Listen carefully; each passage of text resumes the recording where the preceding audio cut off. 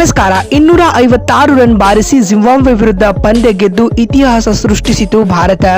ಬಳಿಕ ದಂಗಾದರು ಪಾಕ್ ದಿಗ್ಗಜರು. ನಂತರ ನೀಡಿದರು ದೊಡ್ಡ ಹೇಳಿಕೆ. ಅಭಿಷೇಕ್ ಕುರಿತು ಹೇಳಿದ್ದನ್ನ ಕೇಳಿದರೆ ನೀವು ಕೂಡ ಶಾಕ್ ಆಗ್ತೀರಾ. ಹಾಗಾದರೆ ಸುದ್ದಿಯ ಸಂಪೂರ್ಣ ಮಾಹಿತಿ ಏನು? ಅಷ್ಟಕ್ಕೂ ಜಿಂಬಾಬ್ವೆ ವಿರುದ್ಧ ಭಾರತ ಗೆದ್ದ ಬಳಿಕ ಪಾಕ್ ದಿಗ್ಗಜ ಹಾಗೂ ಮಾಜಿ ಆಟಗಾರರು ಹೇಳಿದ್ದೇನು ಗೊತ್ತಾ? ಇದರೆಲ್ಲದರ ಬಗ್ಗೆ ತಿಳಿಸ್ಕೊಡ್ತಾ ಹೋಗ್ತೀನಿ, ಆದ್ದರಿಂದ ಕೊನೆವರೆಗೂ ನೋಡಿ.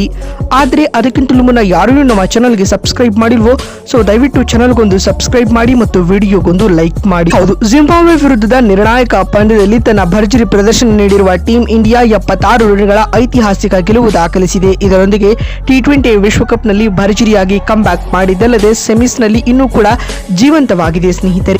ಎಂಎಚ್ ಚಿದಂಬರಂ ಸ್ಟೇಡಿಯಂನಲ್ಲಿ ಆರಂಭಗೊಂಡಿರತಕ್ಕಂಥ ಈ ಸೂಪರ್ 8ರ ಪಂದ್ಯದಲ್ಲಿ ಟಾಸ್ ಸೋತು ಮೊದಲು ಬ್ಯಾಟಿಂಗ್ ಮಾಡಿದ ಭಾರತ ಬ್ಯಾಟಿಂಗ್ನಲ್ಲಿ ಭರ್ಜರಿ ಪ್ರದರ್ಶನ ನೀಡಿತು ಸ್ನೇಹಿತರೆ.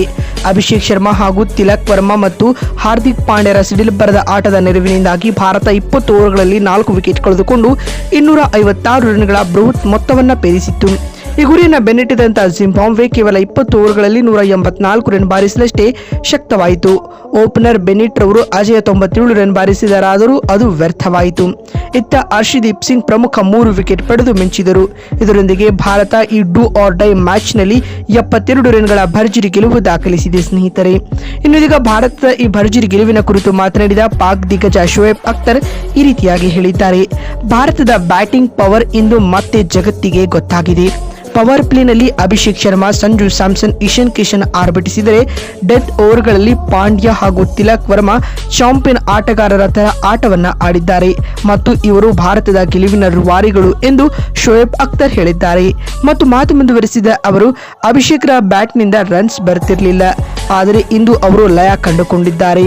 ಅವರ ಫುಟ್ ವರ್ಕ್, ಶಾರ್ಟ್ ಸೆಲೆಕ್ಷನ್ ಇಂದು ಚೆನ್ನಾಗಿತ್ತು ಮತ್ತು ಹಾರ್ದಿಕ್ ಪಾಂಡ್ಯರವರು ಏಕೆ ಬಿಗ್ ಮ್ಯಾಚ್ ಪ್ಲೇಯರ್ ಎಂಬುದನ್ನು ತೋರಿಸಿಕೊಟ್ಟಿದ್ದಾರೆ.